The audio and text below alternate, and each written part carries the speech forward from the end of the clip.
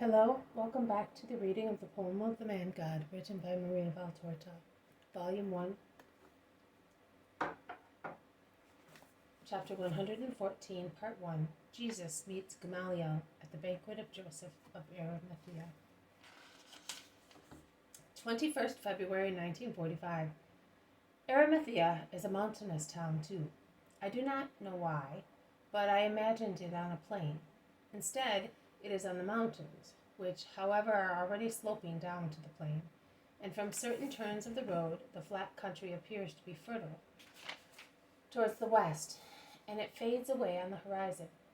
In this November morning, in a low mist that looks like an endless sheet of water, Jesus is with Simon and Thomas. There are no other apostles with him. I am under the impression that he wisely appraises the feelings of the people he has to approach, and according to the circumstances, he takes those who can be accepted without annoying the landlord too much. These Jews must be more touchy than romantic little women. I can hear them speaking of Joseph of Arimathea, and Thomas, who probably knows him very well, describes his beautiful large estate, which stretches along the mountain, particularly towards Jerusalem, along the road that runs from the capital to Arimathea and links this town to Joppa. I hear them say so, and Thomas praises also the fields that Joseph possesses along the roads on the plain. At least men are not treated like animals here. Oh, that Doris, says Simon. In fact, the workers here are well fed and clothed and have the appearance of satisfied people who are well. They greet respectfully because they obviously know who the tall, handsome man is, who is going to the house of their master along the countryside of Arimathea, and they watch him, speaking among themselves in low voices. When Joseph's house comes into sight, a servant, after bowing low, asks, "Are you the rabbi we are expecting?" "I am," replies Jesus. He salutes, bowing again, and runs to inform the landlord. In fact, before Jesus reaches the boundary of the house, completely surrounded by a hedge of evergreens, which would place here the high wall around Lazarus' house, and isolates it from the road, being at the same time the continuation of the garden around the house, richly planted with trees, and at present very bare of foliage. Joseph of Arimathea, in his wide fringed robe, comes to meet him and bows very low, with his arms folded on his chest. It is not the humble salutation of a person who acknowledges in Jesus the God become flesh, and who humbles himself by kneeling to the ground to kiss his feet, or the hem of his tunic, but it is a salutation of deep respect. Jesus also bows, and then gives his greeting of peace. "Come in, Master. You have made me happy by accepting my invitation. I was not expecting so much compliance from you." "Why not? I go also to Lazarus' house, and Lazarus is a friend of yours. I am a stranger."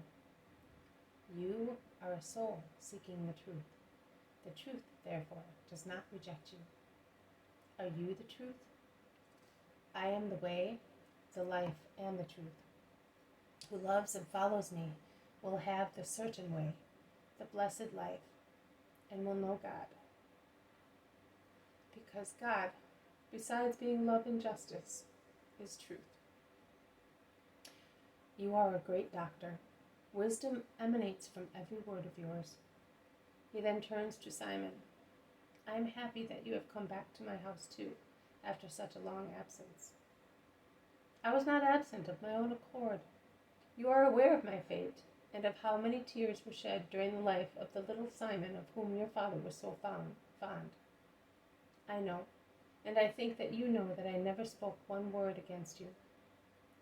I know everything. My faithful servant told me that I am indebted also to you, if my property was respected.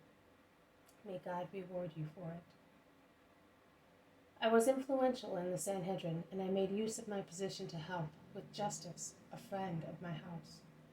Many were the friends of mine, and many were influential in the Sanhedrin, but they were not as just as you are." "And who is this?" I seem to have met him, but I do not know where.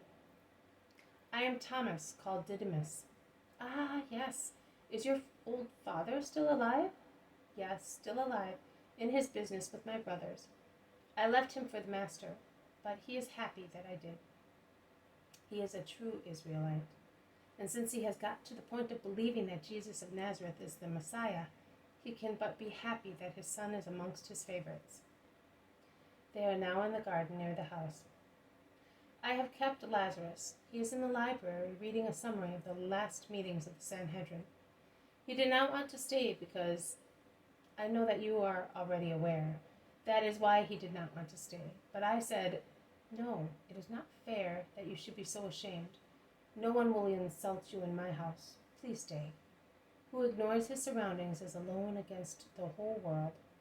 And since in the world there is more wickedness than goodness, who is alone is knocked down and trodden on. Was I not right? You were, and you did the right thing, replies Jesus. Master, today there will be Nicodemus and Gamaliel. Do you mind? Why should I? I acknowledge his wisdom. Yes, he was anxious to see you, and he wanted to insist on his point of view. You know, ideas.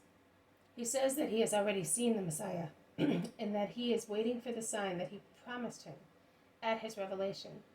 He also says that you are a man of God. He does not say the man. He says a man of God. A rabbinical subtlety, isn't it? You are not offended, are you? Subtlety, you are right. We must bear with them. The best ones will prune by themselves all the superfluous branches that make them bear foliage and no fruit, and will come to me. This has been a reading from The Poem of the Man God, written by Maria Valtorta, Volume 1, Chapter 114, Part 1. Jesus meets Gamaliel at the banquet of Joseph of Arimathea. Thank you for listening. I will see you tomorrow. May God bless you, and may peace be with you.